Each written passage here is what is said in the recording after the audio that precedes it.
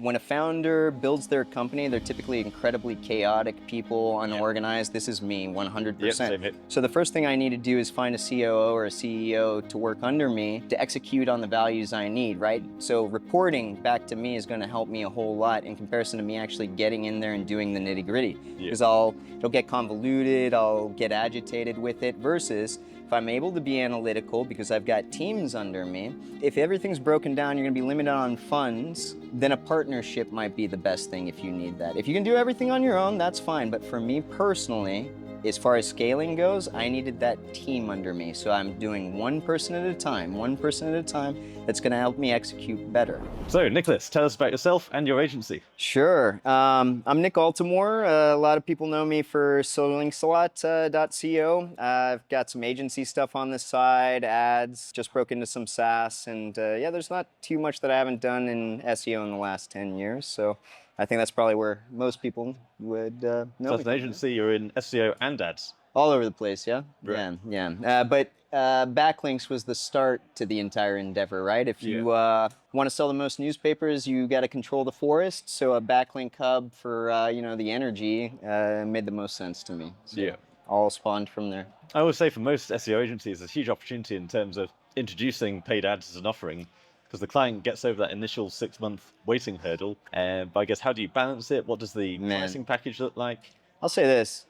If I could go back to when I started, I would probably just focus on ads and scale an ads agency for the next 10 years without thinking too much about SEO until I was ready to kind of break into that, because it's a lot more headache, quite honestly. I think I kind of reversed there. So going from backlinks, which was really complex, to agency, once you already have the power hub and the network and the employees, was pretty strategic and easy. And then breaking into the other stuff like ads, it just makes sense. However, I guess as a newer person to business, it's hard to imagine, all right, well, I'm going to take all this budget and I'm just going to focus on ads right now versus the more IT kind of building stuff, where we're at with it. So what does your main sort of offer look like then in terms of how you balance SEO and paid ads as a sort of pricing package? So I'll say this, they're different companies, right? So everything is compartmentalized. Right. There's no mixing the backlinks company with the other stuff I'm doing. Right. As a matter of fact, nobody knows the other company's names or anything here, right? I'm SirLinksALot. And we use that power hub to, generate revenue everywhere else, as well as rank assets for ads, etc. So when you think about a agency perspective, SEO, depending on the niche, is the same as ads, depending on the niche, right? The more competitive, the higher price. For starters, I don't work on any SEO client for less than $4,000 a month, typically, and that's going to be broken up into content, backlinks, maybe some branding stuff if they need any of that, and then direct to ads after that as well. But ads, there's no delay. It's automatic, like you said. So they get a taste, they automatically know you're increasing revenue, and they're going to love you for that. 6 months down the road, if they're fruitful as well because of the SEO, they've seen that, you're handling everything from them, and they're not going to want to leave you, right? And that's the ultimate goal, is to create something that works and helps automate things for your client. The same way that, if I'm building a new asset, so a new website focused on ads or a new brand focused on SEO, the concept is going to be the same. Once you've built it out one time, it's just rinse and repeat, rinse and repeat, rinse and repeat, right? Welcome to my agency growth video series. Forget trying to find that $3,000 a month side hustle. This is the way to get to $30,000, $40,000, $50,000 a month, true life-changing income without completely burning yourself out, if you build it in the right way. And that's why I'm offering you today my Agency Ascension ebook. This is the full blueprint that took me to more than $50,000 per month in monthly recurring revenue, and it's the same systems that can take you far beyond that. There's plenty of proof here from my own growth path, but the simple fact is the 80-20 is most people are building agencies the wrong way round. They have a couple of clients, they handle all the delivery themselves, they're chasing a kind of perfectionism where they're always the operator, whereas they're not thinking like a systematized business owner, where you have a simple, repeatable formula that you can apply to every client and still get 80% of the same results. So click the link below and you can see everything that's included in the Agency Ascension Blueprint. Use the code YouTube and get the Agency Ascension Blueprint now for free. And what do you think is the number one secret to actually getting those high ticket clients? To getting the clients? Yeah. Caring about your product, I would say, is the most important part. If you're selling garbage that's not going to work and it's not going to help your client, eventually, you might rope them in for a while, but eventually they're going to leave you because they're not going to get the results. People need money in order to generate more of whatever they're creating and give them something good. Presumably you have a good lead gen funnel in order to filter down to those 4K. Absolutely, right? So we'll talk about like SirLinksALot for that matter. We give out educational material for free, right? And that created one of the best funnels we could have, because while it's slow to produce people that adopt your way of thinking, when they do adopt your way of thinking and start using your products or comparable products for that matter, they learn how to automate in your fashion. And when you do that and then they can scale their businesses rapidly, why would you deviate from that plan? I've got A, B, C, and it's all working fine. Let's just keep on making more and more revenue with this map that we've got. And so I think you've got the mechanism there in terms of you're giving away these resources. Sure. But how are you actually reaching the people to give that to? One of the best ways is ads, right? Facebook ads being my favorite, Facebook and Instagram ads. Especially the stuff that's not salesy, the stuff that's just, one of our most popular campaigns is Learn SEO from Anywhere for free. Nice. And so it's got pictures of us when we were traveling on our computers all over the place. But a lot of people see that and they want the lifestyle aspect, right? So it's like, well, I've always wanted to be a digital nomad. I know that's what got me into it, right? So let me click on this. Let me see where this goes. Now, are you going to make revenue off that person right out of the gate? You might never make it. But the adopters that learn how to build in your fashion, again, they're never going to leave you. It's a really interesting balancing act, I think, with those ads. So I spend 5 to 10K a month on ads, but we go purely for the conversion orientated, book a call, book an audit. But equally, I've got a really big personal brand. I sell things like courses. So there's always that temptation of, why am I not driving more traffic just to grow my funnel and grow my newsletter list? Well, you know what you're going to come to find too is that as you build these broad attacking funnels, it's going to help you with your pixel, right? And you're going to garner a lot of pixel data that then you can retarget off of. And when you start doing that, the pool is so wide and has so much data to operate off of that you're going to be able to wiggle in with those, ads that you're trying to really make a buck off of. So presumably you've got really clear attribution tracking for all. Absolutely, I've got a full team. I tried doing it myself early on, and it was a headache. And I'm the first to admit that I am not the most technical guy. With ads, Tag Manager in and of itself, like if you were talking Google, is not something that I like. So having a team, somebody that does that day in, day out, analyzing data and then giving you reporting, to me is the best way to go about it. Ultimately, I got started doing that for SirLinksALot and the other companies. But then, if you've got an in-house team, they're going to get bored pretty quick. So why not scale the same thing you're doing across other companies, right? So when someone joins your lead magnet, joins your newsletter, you've already got a really good idea of what that customer lifetime value is, and therefore what to spend on the ad. Yes, yeah. But this is all very good for an established business. If someone were just starting out, if you maybe lost all your clients tomorrow, how would you recommend building up again? As a backlinks company or anything? Because it's different, right? Like it's going to be really specific to the niche. So I started off with a productized service doing backlinks, but steadily grew into more of a full service SEO agency. Right. But I think in terms of most of the people I talk to, they kind of tend to be a bit of a consultant, a bit of a small agency. Many of them are stuck around 5 to 10K per month. Sure.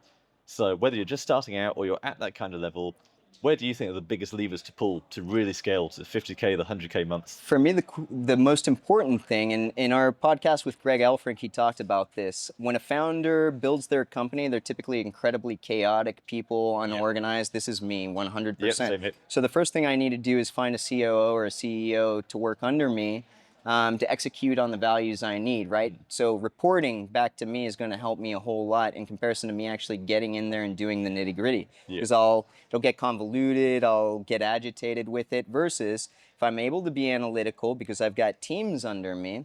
And now that's one of the things, if everything's broken down, you're going to be limited on funds, then a partnership might be the best thing if you need that. If you can do everything on your own, that's fine. But for me personally, as far as scaling goes, I needed that team under me. So I'm doing one person at a time that's going to help me execute better. Initially, Chris just got an exit, but he was my COO and he helped execute on plans. And he was excellent at it, right? Now it's Satish, he's excellent at executing on plans, getting me what I need if we're going to go into something. So finding your counterpart that I think helps you, even if that's Chat GPT, I guess, that's to me the biggest part in scaling. And I'm sorry that's a bit broad, but for me, I would have never been able to go past, the $10,000 to $15,000 a month mark without somebody else. No, I agree. So in my case, definitely noticed we have this 4-hour work week dream that you can have a load of virtual assistants, and basically leave it to them. Things really changed for me as soon as I had a real A player, like a sort of CEO, still salaried, still not that expensive. But someone who basically meant they could run the business and look after everyone. Absolutely. While I was out building the brand. Exactly. So. Yeah. So, a lot of it's going to be subjective to who you are. But I know if we're talking about this, then 100% that's what I needed to get scalability. So you need that key operator. Yes. And then would you say just smash the ads, or are we talking outreach, networking? For me, I would smash the ads. That's personally where I would go spend the majority of the money, because especially on the stuff like Facebook and Instagram, or TikTok or even YouTube. Example. We can get on, be a personality for YouTube for free, right? If we've got people handling operations for us, or at least helping with the workload, then we've got plenty of time to be a personality, do shows like this, etc. It's so easy now using AI tools to create shorts, to get your face out there everywhere. Having your personality attached to the brand is going to build huge influence across your customer base, right? So to me, if you're doing that, then you've got all this free content. Why not just smash ads across it and get your face everywhere, right? Nice. See what works, digest that data, and then give love to whatever is working. And just a personal hack, I generally find if your face is on the ad, you're going to get much better performance from that ad. Much better. Because it's a social network. It's about, people don't want to see graphics, they want to see people. 100%, yeah. But on that note, if we're just starting again from scratch, are you saying do the sort of long-term lead magnet ads, or are we doing more the conversion-orientated, book a call with me, get the deal done type ads? I'd say that's specific to each business, right? What are your strengths and weaknesses? I don't mind talking to somebody for the next hour or two, right? But like for SirLinksALot, I have to minimize that kind of interaction, or else I can't scale the company, right? Because we're doing much less profit margin versus higher profit margin. So maybe if you're doing a higher profit margin, you can get a little bit more specific. Let's say I'm a local agency, I don't have any revenue coming in. It's simple. Build a WordPress website, basic agency site, get your face on there. And these are all things that you can do relatively cheap, there's no huge upkeep cost on this. So you've built your own brand, you've got your own little funnel, and then experiment. $10 a day is more than enough for a broad attack. And then, you take half that budget and do something a little bit more specific. So if I'm trying to do an agency, maybe I niche down even further. I'm the agency for landscapers, or whatever that edge is that's going to make people trust you just a little bit more, so that they're inclined to bring you a little bit more money and work with you, right? And after you get 3-4 solid SEO clients, or, especially these higher paying clients, you've got breathing room, you've got operation room, right? So I would say it's subjective, but no matter who you are and what you're involved in, there's always opportunity with this structure. And it doesn't take a lot of money. It's going to take some time up front, but you should have fun with your brand, I think. Like, I watch your stuff and it's pure fun, right? SEO Jesus is a at-home name now, and I'm guessing it's because you just started making content and then just do a video a day. See what happens, the ideas they come by doing. So you can go sit down, you can watch as many YouTube videos as you want, you can read as many books as you want, but if you're not actively practicing this stuff as you go and experimenting with it, because you're going to hit walls, failures, etc., you've got to have a multifaceted kind of attack to this stuff. But early on, it is doable, and if you're out there struggling, stay tenacious, but know that it's just going to take you like 1 or 2 clients in the right field, and then there's endless opportunities in this niche for sure. Very nice. Thank you very much. How can people get in contact with you? SirLinksALot.co, Nick Altimore on Facebook, or Nicholas Altimore on Facebook. That's probably the easiest two spots to find me. SEO Roundtable on Facebook as well.